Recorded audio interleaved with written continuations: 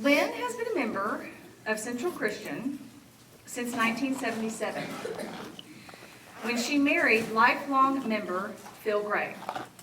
They raised their 4 children here.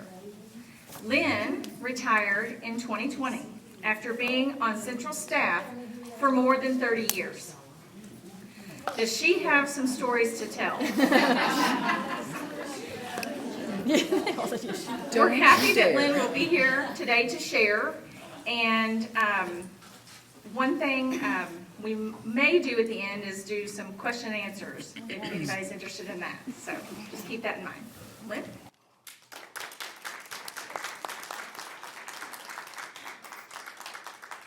Hello, everybody. When Raven asked me to do this, I was hesitant. And then I thought, I'm going to start with like a hook. You know how writers and screenwriters want to get the audience in early. So I was going to tell you that I was born at Bubba Bakery, which isn't actually accurate. I was born in a hospital, but my parents brought me home to an apartment above a bakery that my grandparents owned in Versailles. And Mom and Dad were living there because they were finishing up their graduate work at UK. So not too long after that, they had both gotten their degrees. Dad's was a teacher and was hired in a school system north of Chicago, suburb of Chicago. And so that's where we went. And I was raised there. Though Kentucky was still almost like not leaving home. My grandparents were here, I had extended family, and I was comfortable here. We spent summers and Christmas and all of that. From a young age, well, let me back up. Mom and Dad were both raised Baptists. In fact, 3 of my 4 grandparents were Baptists. And so we found a Baptist church in a suburb of Chicago, which was a little unusual. And we attended Sunday school and church regularly. And I was fairly young when I became cognizant of the fact that Mom and Dad often, on the way home, would discuss, disagree, argue with either the Sunday school lesson or the sermon, one or the other. And I'm thinking to myself, why is it that people who attend the same church don't always agree on the sermon or the Sunday school lesson? And why do people in the same family argue and not agree on scriptural interpretation or the way to practice our religion? Anyway, so this is rolling around in my head as a young child. The community we lived in was diverse in this way, not racially at all, but religiously. So we had friends and neighbors who were Jewish and Catholic and Protestant, of course. So there were these kind of outside influences growing up. And then realized also that my mother was beginning to kind of diverge from this straight path that my father particularly had expected his Southern Baptist wife to follow. But there was a little bit of precedent for that even in his family. His mother, my grandmother, grew up and lived her early life in rural western Kentucky. And she was around neighbors and friends and even some relatives who had lost children, either through difficult births or childhood diseases, which was fairly common then. And so she didn't tell us the story. It came down to the grandchildren, and I don't know who knew it. Anyway, she made a promise to God that if her children survived, she would faithfully attend church, which wasn't much of a stretch because she did that anyway. But she also promised to give financially. And that was a sacrifice for her. Most of her life she was economically challenged, but very faithfully gave even when it was difficult for her. And the other veer that she did was, I don't know at what point, but the church of her upbringing voted to not include people of color in their membership. And that was not acceptable to her. And so she left that congregation and joined another one because that was her life and what she did. And so stayed there, even in her later years when her hearing was so diminished that she really couldn't even understand what was being said. Bless her.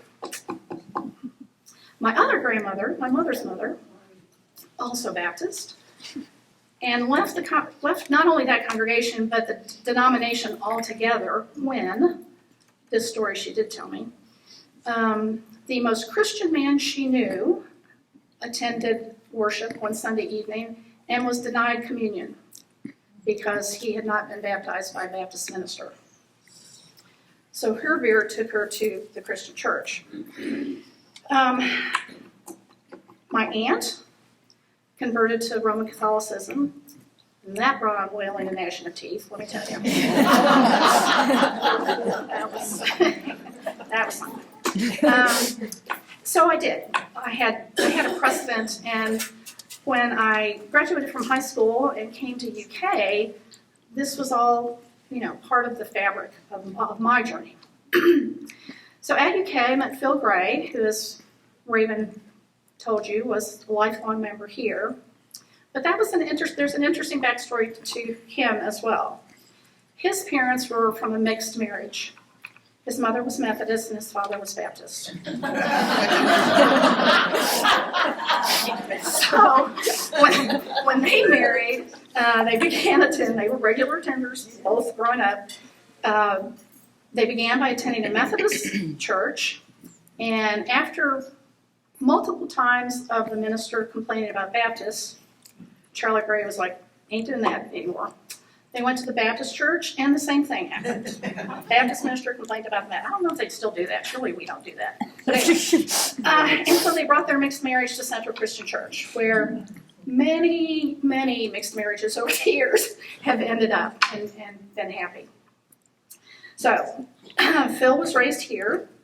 We had been dating, a few months, and in the conversation, he says to me, I always just kind of wished that I could get married in my church. I don't think I will, because probably whoever I marry, we will marry in her church. And so, of course, which church do you belong to? Central Christian Church. He says, it's beautiful, I love it. And I said, that's interesting and kind of ironic. I said, my grandmother is a member of that congregation, and I attend with her. I'm in college, so every now and then. And actually, Glenn Burke, who's the senior minister at the time, is my mom's first cousin. Now, I'm sure Phil Gray did not pray to get married here, but we did get married here. We raised our children here. I will talk about them in a bit. Sorry, Katie. When our youngest was about 2, Leonard was about 2, I joined a small group here called Mothers of Young Children. Great group. Milford Walters started that, and he was the Minister of Education, and which also at the time included youth and children. Anyway, made good friends. It was a great group. And not too long after that, maybe, I don't know, a year maybe, his administrative person, who we called secretaries then, was having health issues and had taken temporary leave. Do you remember this? You weren't here then, were you? And he asked me if I wanted to fill in temporarily, and I said sure. I had done some clerical work, and that seemed, like a nice thing to do. And that eventually became full-time. It was permanent full-time. And that was a wild ride, let me tell you, at first. Well, I had 4 young children, and, working outside the home was, something. And the staff was interesting here. We had 5 full-time, we had 5 full-time ministers, 5 full-time secretaries, support staff. And it didn't take me too long to realize that not only did the ministerial staff not agree on policies and, things like that, some of them didn't even like each other. I was kind of shocked. Why? I don't know. I had all this religious gunk in my background. But I thought ministers, were more Christ-like than the rest of us.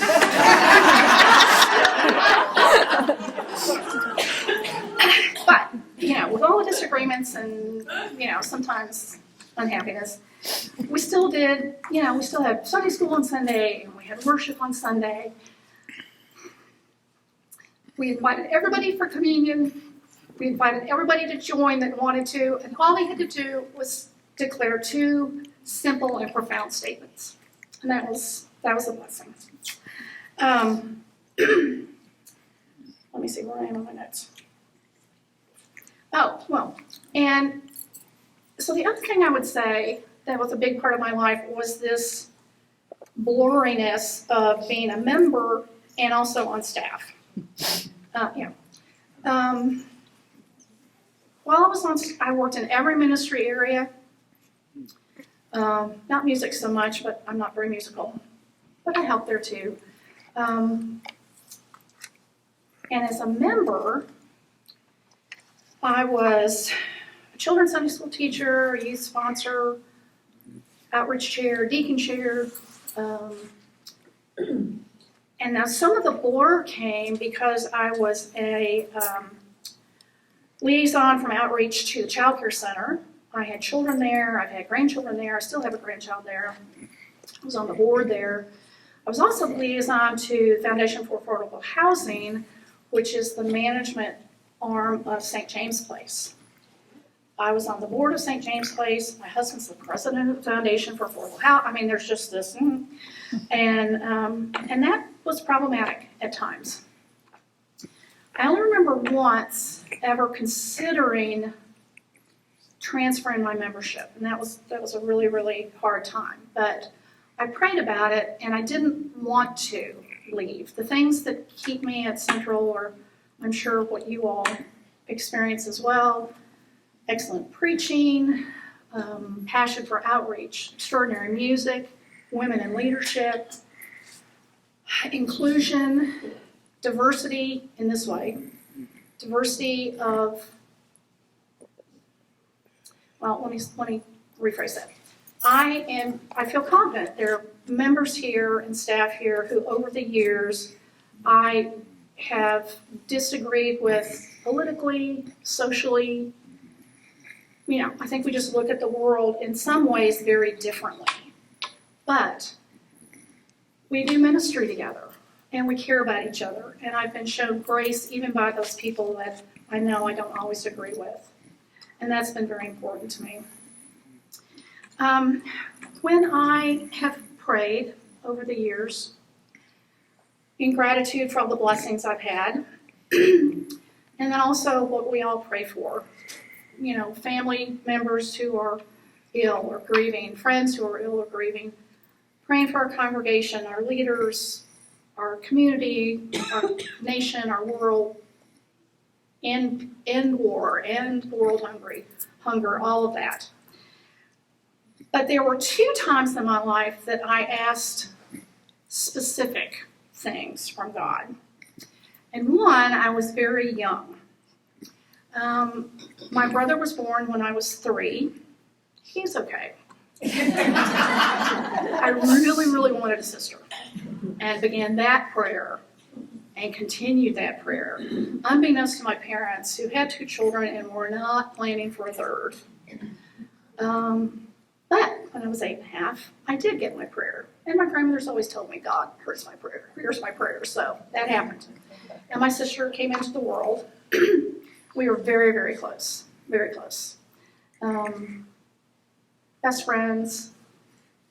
Made each other laugh. Didn't always live in the same place, but talked to each other almost every day. And so when she was 49, her primary care physician told her that her symptoms that had been bothering her for several months probably indicated ovarian cancer. So I was her first call. Okay. And so not for the first time or the last, I was grateful to be on staff here because there was no question that I could take off and go be with her. And did so over the next few months multiple times. I would fly or Phil would drive us and was there particularly after treatments that were difficult for her. Anyway, got to the point where her oncologist finally admitted that the treatments were doing nothing for her. And so we brought her here. And she went into the hospice unit at St. Joe's. And I would spend the night with her. Would come to work during the day and dear friends, Carolyn and different staff members here and elders would go and visit her and, grace us with their presence and their prayers for both of us. But anyway, one night particularly, she was laying in the bed and I'm sitting at the foot of the bed, actually with my legs stretched out, and I was rubbing her feet. And a hospice nurse came in and they were wonderful, don't get me wrong. But she asked Tracy, how are we feeling? How are we feeling tonight?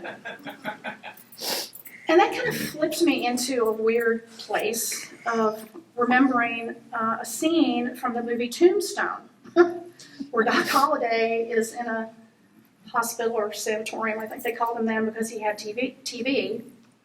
And his friend Dwight Earp comes in and says to him, how are we feeling today, Doc? And Doc says, I'm dying, how are you? So that's where my mind went. But Tracy responded to her and said, I'm afraid.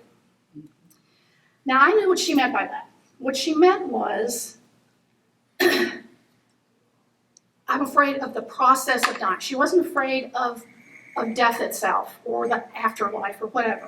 Her faith was intact. She was afraid of the process. She didn't want to choke. She didn't want to be ill. But the nurse didn't know that. And Tracy was, at that point, not being able to speak very well. Her voice was hoarse and it was hard for her. So the nurse says to her, well, we're not supposed to say this, but do you believe in God? Well, I excuse her for breaking those rules, whatever they were, because, a couple reasons. I had my cross on, I'm sure, which I always do. There was a beautiful angel statue on the bedside table that Carolyn had brought in. And it was understandable that she would expect us to be Christian and faithful. But again, I was still kind of in this irritated place with the plural pronoun and breaking her rules and everything. Anyway, so she starts talking, and I'm kind of tuned out, and I hear Tracy say, there's not just one way. And the nurse kind of turns to me as if she didn't quite hear her properly. And in my mind, I'm thinking, this woman probably does think there's just one way. I didn't say anything, I just smiled. She turned back to Tracy, and Tracy said, we all go back to God. And that was so powerful for me. It was such a great witness. Anyway, that was awesome. As close as Tracy and I were, I was growing up jealous of friends who had siblings who were close in age and kind of did stuff together, like they had mutual friends and, they weren't forced to be together like some of us were. And so one of the things that I prayed for, my second kind of personal request, was that when I had children, that they would be close, that they would not, arguments, sure, but that they would respect each other and support each other. And so they have been on their own paths as well. Some of you know all of this and some of it. I have a daughter who's a member here. I have a daughter who lives in the Middle East and is married to a Muslim man, and I have 5 Muslim grandchildren. I have 2 sons who claim to be non-believers. So they're on different paths, but they are close. They're friends as well as siblings. And so my second prayer request was answered as well. I remember having one of the last discussions with one of my sons about his non-belief, and I told him that my belief is that human beings' goodness and kindness and sympathy and empathy come from God. That's where it comes from, all the goodness that we have. And because this was one of several discussions I had had, I can only beat my head against the wall so many times. He said to me, he said, "Mama, I get it." He said, "I know how to treat people." He said, "You raised us in church." He said, "You raised us." And that was the last of that argument, but it made me feel better. So when I pray in my gratitude for all the blessings I have, included in that is grandparents and parents and sisters and children and staff here and members here who have shown me such grace and such support. And I'm very grateful for all of that. Thank you.